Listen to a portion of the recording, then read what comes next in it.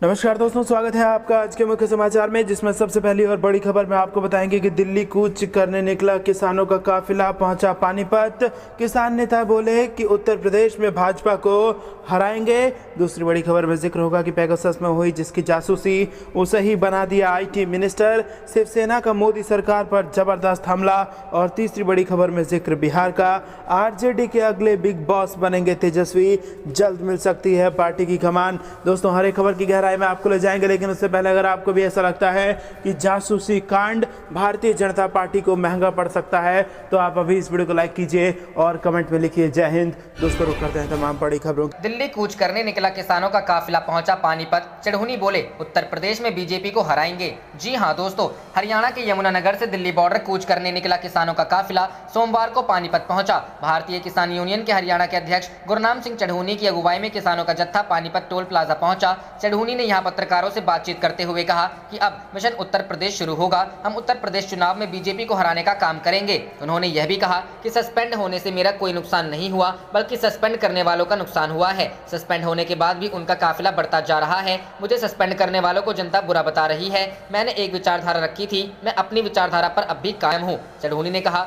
कि निलंबन के बावजूद आंदोलन में उनकी भागीदारी पहले से ज्यादा रहेगी। सस्पेंशन के बावजूद भी किसान संयुक्त मोर्चा के हर आह्वान का पालन किया जाएगा। उन्होंने कहा कि इस समय लोगों में जोश और आक्रोश का जो मिश्रण देखा जा रहा है वो बीजेपी के लिए खतरे की घंटी है। केंद्रीय कृषि मंत्री नरेंद्र सिंह तोमर के ताजा बयान पर गुरनाम सिंह चढ़ूनी ने तंज भरे लहजे में कहा कि 11 दौर की बातचीत में तो कृषि मंत्री किसानों को कृषि कानूनों के फायदे अब क्या बताएंगे। बीकेयू मान ग्रुप के सवाल पर चढ़ूनी भड़क गए। उन्होंने कहा कि यह लोग गद्दार हैं, उनकी वजह से कृषि कानून लागू हुए हैं, वो अमेरिका से मिल गए हैं। उन्होंने कहा कि व्यवस्था परिवर्तन करना चाहिए। कृषि कानून रद्द होने से किसान वेंटिलेटर पर चला जाएगा। वेंटिलेटर से उतारने के लिए किसान की आमदनी बढ़ानी पड़ेगी। कृषि कानून रद्द करवाना ही इस आंदोलन और मेरी जिंदगी का भी लक्ष्य है। रुख करते हैं अगली खबर की तरफ। पेगासस में हुई जिसकी जासूसी उसे ही बना दिया आईटी मिनिस्टर। शिवसेना का मोदी सरकार पर हमला। जी हां दोस्तों, पेगासस जासूसी मामले में शिवसेना ने मंगलवार को मोदी सरकार पर जमकर हमला बोला। शिवसेना ने कहा कि पेगासस के जरिए जिसकी जासूसी हुई उसे ही आईटी मिनिस्टर बना दिया गया। शिवसेना नेता संजय राउत ने कहा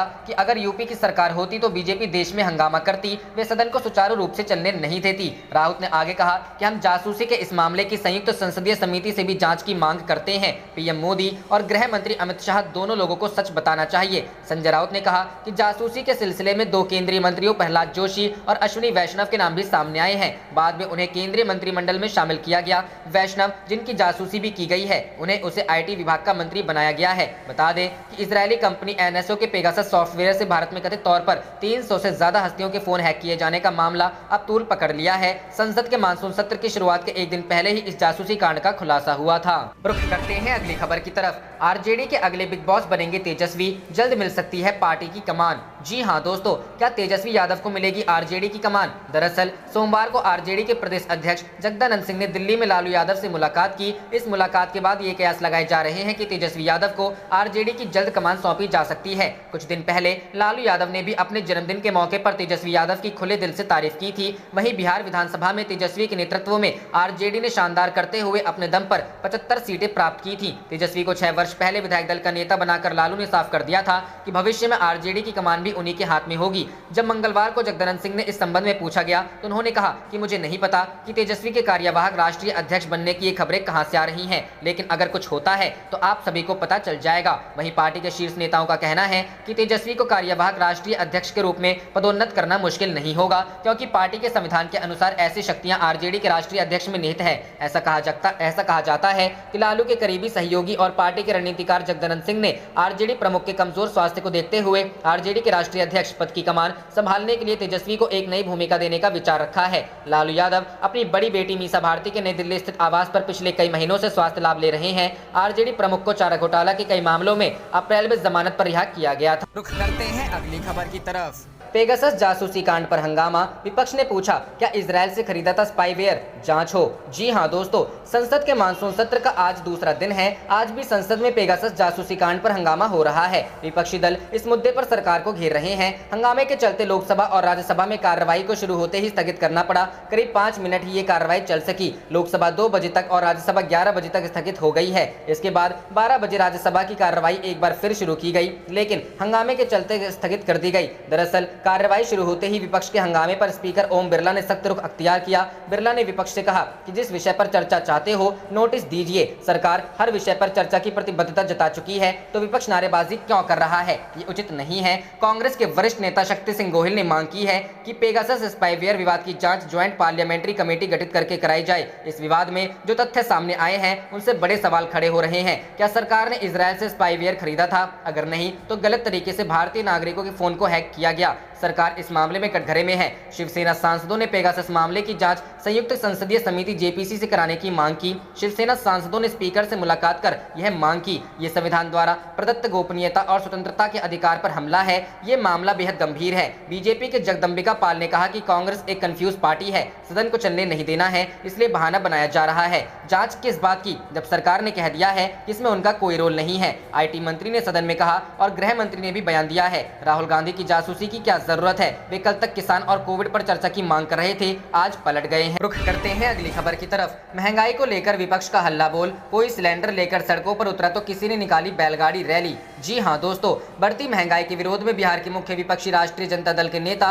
और कार्यकर्ता लगातार दूसरे दिन सड़क पर उतरे और जमकर प्रदर्शन किया। सोमवार को राजद के कार्यकर्ताओं ने सभी जिला मुख्यालयों पर प्रदर्शन किया और केंद्र तथा राज्य के खिलाफ में जमकर नारेबाजी की। इस दौरान कई जगहों पर टमटम और बैलगाड़ी के साथ लोग प्रदर्शन में शामिल हुए। पटना में राजद के नेता तेजस्वी यादव ने भी महंगाई के विरोध में सरकार पर जोरदार निशाना साधा। उन्होंने कहा कि देश में महंगाई और पेट्रोलियम पदार्थों की बढ़ी कीमतों से जनता त्रस्त है और सरकार बेफिक्र है। बिहार विधानसभा में विपक्ष के नेता तेजस्वी यादव ने कहा, महंगाई ने जनता की रीढ़ तोड़ दी, लोग भूख से मर रहे हैं और सरकार बेफिक्र है। उन्होंने कहा कि राजद सड़क से लेकर सदन तक इस मुद्दे को उठाएगी। उन्होंने सरकार पर कटाक्ष करते हुए कहा कि अच्छे दिनों वाली रिकॉर्ड तोड़ महंगाई के खिलाफ रविवार को बिहार के सभी प्रखंडों में कार्यक्रम अति सफल रहा। सोमवार को प्रदेश के सभी जिला मुख्यालयों पर महंगाई के खिलाफ हल्ला बोला जा रहा है। इधर पूर्वी चंपारण में लोग प्रदर्शन के दौरान रसोई गैस सिलेंडर लेकर सड़कों पर उतरे। वहीं वैशाली जिले में लोगों ने बैलगाड़ी रैली निकाली। सहरसा जिले में महंगाई के खिलाफ बड़ी संख्या में राजद की महिला कार्यकर्ता सड़क पर उतरी और महंगाई को लेकर केंद्र और राज्य सरकार पर निशाना साधा।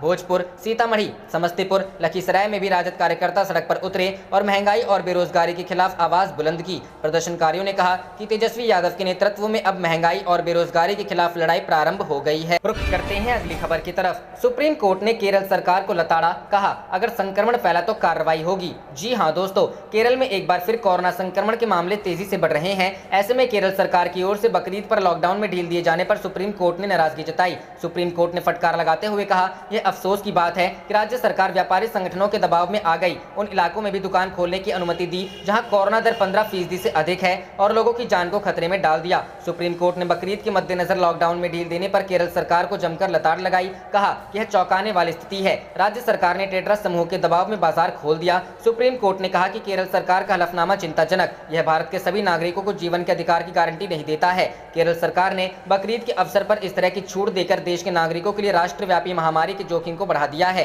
सुप्रीम कोर्ट ने कहा, हम केरल सरकार को संविधान के अनुच्छेद 21 के तहत निहित जीवन के अधिकार पर ध्यान देने के निर्देश देते हैं। साथ ही कहा कि अगर बकरीद के लिए राज्य द्वारा दी गई ढील से कोविड-19 का और प्रसार होता है तो वह कार्रवाई करेगा। हालांकि बकरीद पर लॉकडाउन ढील पर केरल सरकार द्वारा अधिसूचना को रद्द करने पर सुप्रीम कोर्ट का कोई आदेश नहीं दिया। लॉकडाउन में ढील का आज आखिरी दिन है। याचिकाकर्ता की ओर से पेश वरिष्ठ वकील विकास सिंह ने कहा कि कुछ आदेश पारित किया जा सकता है। सुप्रीम कोर्ट ने कहा, अब कोई मतलब नहीं है। रुख करते हैं अगली खबर की तरफ। किसानों पर पुलिस अलर्ट, कभी भी बंद कराए जा सकते हैं ये 7 मेट्रो स्टेशन। जी हां दोस्तों, आज से शुरू हो रहे संसद के मानसून सत्र के दौरान किसान संगठनों ने अपने आंदोलन को फिर से तेज करने का ऐलान कर दिया है। किसान संगठनों का कहना है कि सत्र खत्म होने तक उनके 200 प्रतिनिधि रोज नई दिल्ली में इकट्ठा होंगे और संसद का घेराव करेंगे। इसे देखते हुए दिल्ली पुलिस हाई अलर्ट पर है। एक तरफ पुलिस के वरिष्ठ अधिकारी किसान संगठनों को सुरक्षा कारणों का हवाला देते हुए कार्यक्रम में बदलाव के लिए उन्हें मनाने की कोशिश कर रहे हैं, वहीं दूसरी तरफ नई दिल्ली में सुरक्षा के भी कड़े इंतजाम किए जा रहे हैं। संसद भवन के आसपास कहीं पर भी ज्यादा लोग जमा न हो पाएं,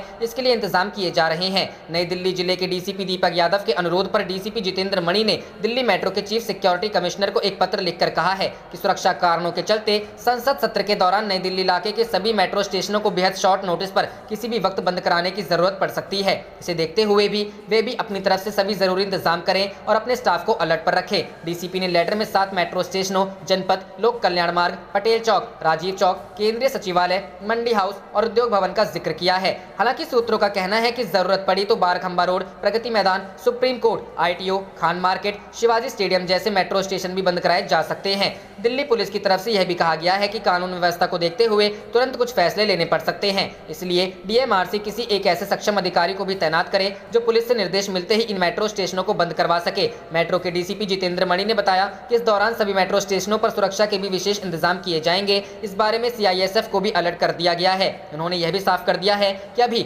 मेट्रो स्टेशनों को अभी बंद नहीं कराया जा रहा है, जरूरत पड़ने पर ऐसा किया जाए। आप देख रहे थे आपका अपना चैनल जय हिंद जय भारत।